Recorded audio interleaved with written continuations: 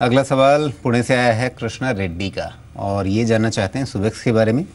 इनके पास सुबेक्स के जो शेयर हैं इनकी क्वांटिटी है 2250 की, 1180 के भाव पे इन्होंने ख़रीदा हुआ है। आज की तारीख में ये शेयर 9.25 रुपये का रह गया है। यहाँ भी एक तरह से एक कमज़ोरी का ही सिलसिला बना हुआ है। बाज़ार के संभलने का बहुत ज़्यादा फ़ायदा इस शेयर को अभी तक नहीं दिखा है। इसमें आपकी राय क्या है? सुबेक्स फंडामेंटली काफ़ी अच्छा स्टॉक है, काफ़ी अच्छे रिजल्ट्स पोस्ट कर रहा है। 4.95 के पी मल्टीपल पे ट्रेड कर रहा है। टेक्निकली मैं देखूँ तो ये एक long term down sloping trend channel से ऊपर का ब्रेकआउट करके ये वहीं पे सस्टेन कर रहा है। कोई बड़ा मूव नहीं आ पाया है, लेकिन मुझे उम्मीद है कि अगर ये 10 का लेवल क्रॉस कर पाता है इस बार तो हो सकता है एक बड़ा मूव देखने को मिले और ऊपर में 4 से 5 रुपये की रैली ये दिखा दे। तो 8 रुपीज़ का स्टॉप लॉस साथ मैं होल्ड करने के लिए कहूँगा। ऊपर में चांसेस है कि 14 से 15 रुपये तक की रैली आ सकती है। जी चलिए, अब अगले सवाल की ओर बढ़ते हैं और अगला सवाल हमारे पास आया है चेतन का, मुंबई से। चेतन, बताइए आपने कौन सा शेयर लिया है? जेपीएस सेट का शेयर है 400 क्वांटिटी जी और 33 रुपए के भाव से जी। तो इनमें क्या करना चाहिए सर? आपने अब तक ये सवाल पहले क्यों नहीं पूछा? पूछा था सर, लेकिन वो तभी कुछ तब क्या सलाह मिली? आएगा बोला। हाँ, तब क्या सलाह मिली? हाँ, जब आपने पहले पूछा तो क्या सलाह मिली? मतलब होल्ड करने के लिए सलाह मिली थी मेरे को। जी, अब ये मुश्किल है समझना कि जिन्होंने भी सलाह दी थी उन्होंने क्या देख करके या क्या मान करके होल्ड करने के लिए कहा होगा, क्योंकि इसमें लगातार न तो कोई फंडामेंटल मजबूती दिखती है और न ही कोई टेक्निकल मजबूती दिखती है। दोनों तरफ से कहीं से भी कोई एक उम्मीद बने तो फिर शायद आगे इसमें रखने के बारे में सोचा जाए। लेकिन फ़िलहाल अब इतना घाटा उठा चुके हैं विवेक, तो इनके लिए आपकी सलाह क्या रहेगी?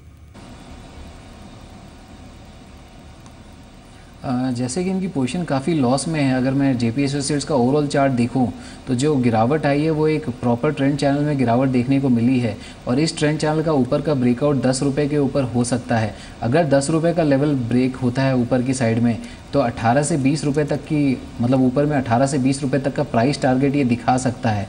उस रेंज में निकलने की पूरी कोशिश करें और उछाल में स्टॉक से निकल जाएं, क्योंकि लॉन्ग टर्म अगर मैं इसका डाउन ट्रेंड देखूँ तो ये काफ़ी बेयरिश है और किसी भी उछाल में से निकलने का ही मैं सलाह दूंगा।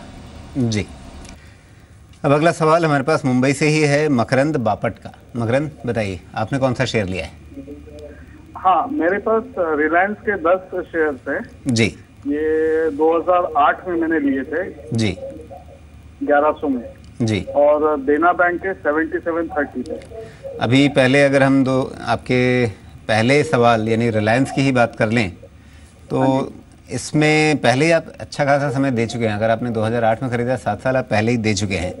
आगे और क्या मन है आपका? कितना धैर्य बचा है आप में? नहीं, अभी तो घाटे में है तो एटलीस्ट एट पर आएंगे तो अच्छा रहेगा।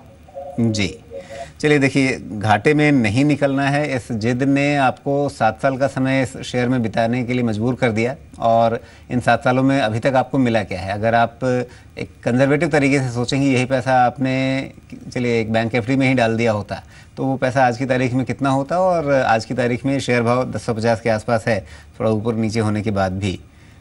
खैर, इसलिए कभी कभी जब कोई शेयर ठीक ना चल रहा हो और भले ही काफ़ी मजबूत हो, अपने आप में एक बड़ा नाम हो, लेकिन फिर भी अगर वहाँ आपकी मनमाफिक प्रदर्शन नहीं हो पा रहा है तो फिर आपको उसका पहले ही रिव्यू करना चाहिए। बहरहाल, अब इस समय रिलायंस को लेकर के क्या स्थिति बन रही है? पहले से तो स्थिति काफ़ी संभल गई है, लेकिन जो एक चाल आनी चाहिए जिसमें इस तरह के जो निवेशक हैं जो सालों से इसमें फंसे हुए हैं, उनके लिए मुनाफे में लौटने की स्थिति कब तक दिखती है आपको विवेक? रिलायंस अगर मैं लॉन्ग टर्म चार्ट देखूं तो ये लॉन्ग टर्म चार्ट में एक ट्रायंगुलर फॉर्मेशन बना रहा है और हमेशा ये ऊपर के लेवल से रेजिस्टेंस लेता है और नीचे के लेवल से सपोर्ट लेकर एक ही रेंज में ट्रेड कर रहा है। लेकिन मुझे बहुत स्ट्रांगली लगता है कि 1150 का लेवल ये जिस दिन क्रॉस कर पाता है तो एक बहुत बड़ी तेज़ी का इसमें संकेत आ जाएगा और 1500 से लेकर 1550 तक के लेवल्स ओपन हो जाएंगे और ओवरऑल भी मुझे इसका ट्रेंड बुलिश लग रहा है। तो इन्होंने इतने साल होल्ड किया है, अभी भी मैंने होल्ड करने की सलाह दूंगा और 1150 के लेवल के ऊपर नज़र रखें। जिस दिन 1150 का लेवल क्रॉस होता है ये और एवरेजिंग कर सकते हैं और 1500 से लेकर 1550 तक के टारगेट एक्सपेक्ट कर सकते हैं।